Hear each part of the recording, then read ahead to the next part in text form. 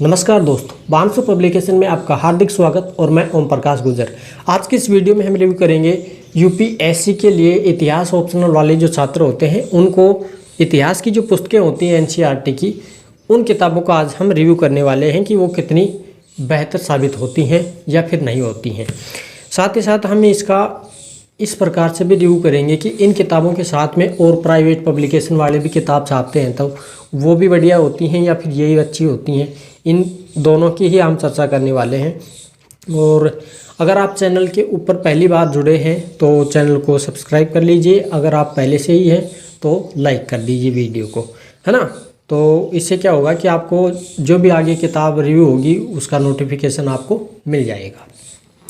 अच्छा, हम ये अलग से रिव्यू करेंगे एक एक किताब का, वो आगे वीडियो आएंगी उसमें हम एक एक किताब का रिव्यू करेंगे। इन सभी किताबों का अलग से रिव्यू मिल जाएगा आपको। अगर आपके पास वो किताब पहले से ही मौजूद है, ऐसी सभ्यता की कहानी वगैरह, तो आपको इसको लेने की कोई ज़रूरत नहीं है ना। अगर ये किताब आपके पास है तो फिर उनको खरीदने की कोई ज़रूरत नहीं है ना। ये किताब बेस्ट है।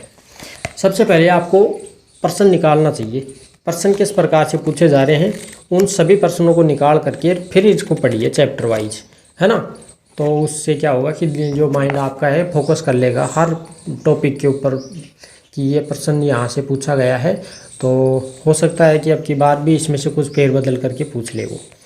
अच्छा, ये तो हो गई कक्षा 9 की सभ्यता की कहानी।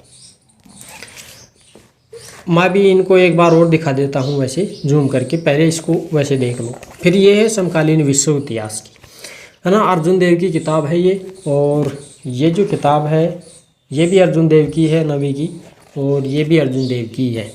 इसमें विश्व इतिहास दिया गया है, इसमें भी विश्व है लेकिन ये प्राचीन है, और ये जो आती है 12वीं की भाग 1 और 2 दोनों। इसके अलावा एक अर्जुन देव की और किताब आती थी समकालीन विश्व इतिहास की, है ना। इस अलग पब्लिकेशन से आती है वो। अगर वो और ये दोनों किताब को कंपैरिजन करें तो आपको सिर्फ चित्रों में अंतर मिलेगा और कोई अंतर नहीं मिलने वाला। अगर आपके पास वो है तो आपको ये खरीदने की ज़रूरत नहीं है। अगर ये है तो फिर उसको मत खरीदिए। एक ही है मैटर दोनों में, है ना, सेम मैटर है, ज़्यादा मोटिव नहीं है, ठीक ठाक किताब है। आप लेना चाहें तो मैं डिस्क्रिप्शन में लिंक दे दूंगा, वहाँ से आप आसानी से खरीद सकते हैं। ऑफलाइन में आपको ज़्यादा सस्ती पड़ेगी क्योंकि डिलीवरी चार्ज नहीं लगेगा एक तो, फिर 2-4% अगर का डिस्काउंट देते हैं तो भी फ़ायदा ही है ना। आपके पास नज़दीक कोई अगर मार्केट हो, या फिर अगर मान लीजिए आपके पास कोई ऐसा मार्केट ना हो कि ये उपलब्ध ना हो सके, तो फिर उतना ही किराया लग जाएगा। तो इससे अच्छा ये है कि आपको मंगवा लेना चाहिए अमेजन से, है ना।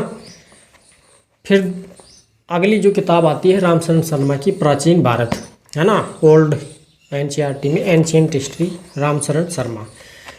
देखिए, सबसे ज़्यादा सजेस्ट इन किताबों को क्यों किया जाता है, इन किताबों में सीक्वेंस के आधार पर दिया होता है कहानी के रूप में, तो इसमें समझ में अच्छा आता है ना। ये जो किताबें हैं एनसीईआरटी पुरानी वाली, ये सीक्वेंस के आधार पर दी होती हैं तो इनमें समझ में अच्छा आता है।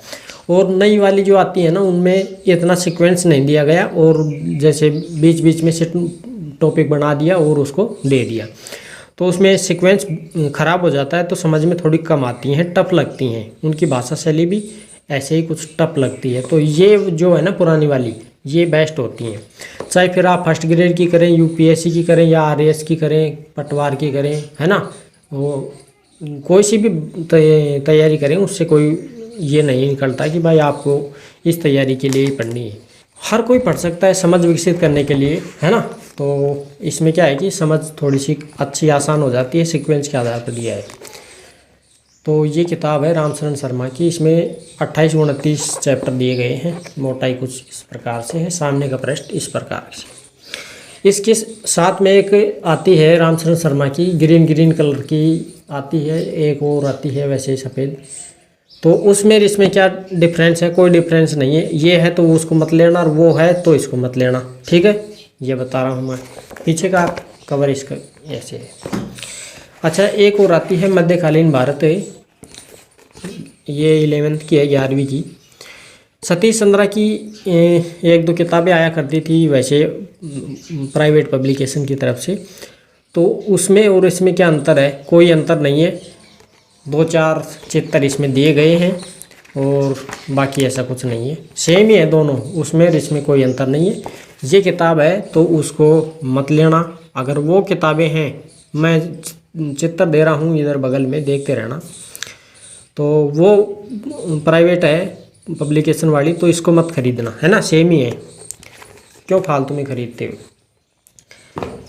स्पेशल रिव्यू मैं आपको दिखा दूंगा क्या कमियां हैं, क्या अच्छाइयाँ हैं, पेज क्वालिटी क्या है, पेजों की संख्या क्या है, किसको खरीदनी चाहिए, किसको नहीं खरीदनी चाहिए, हैं सारी बातें करेंगे हम इसकी, कहाँ पर मिलेगी, कितनी % छूट मिलेगी, ये सारी बातों की हम चर्चा वहाँ करेंगे। ये फंड जो अक्सर आए वो कितने क्या स्पष्ट दिखाई देते हैं कि नहीं देते हैं, उनकी चर्चा हम करेंगे।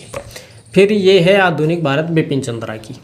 अगर आपके पास एक और आती है बिपिन चंद्रा की, अगर वो है तो इसको मत लेना, अगर ये है तो उसको मत लेना, है ना, ये सेम ही है दोनों। ये पीछे कुछ इस प्रकार से दिखाई देती है, मोटाई कुछ ज़्यादा नहीं है।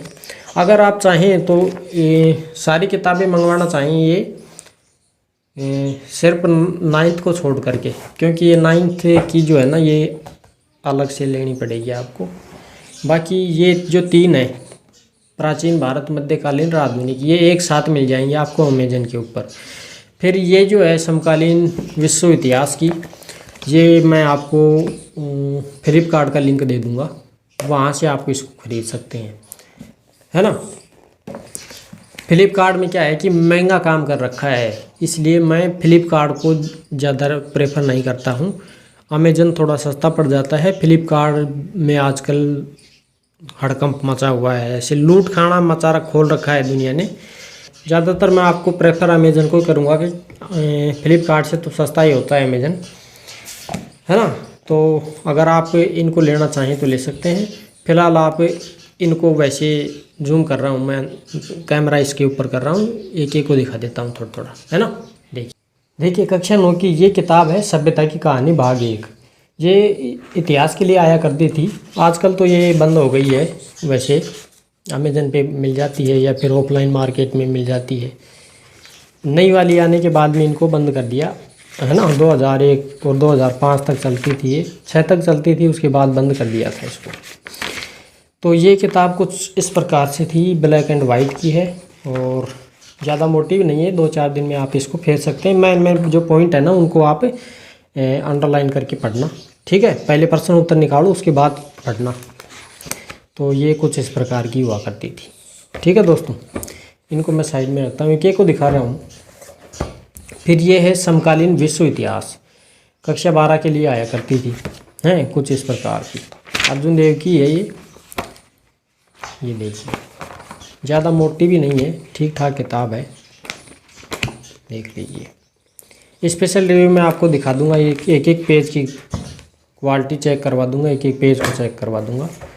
इसके बाद ये बिपिन चंद्रा की आधुनिक भारत आया करती थी, मोटाई कुछ इस प्रकार की है, देख लीजिए।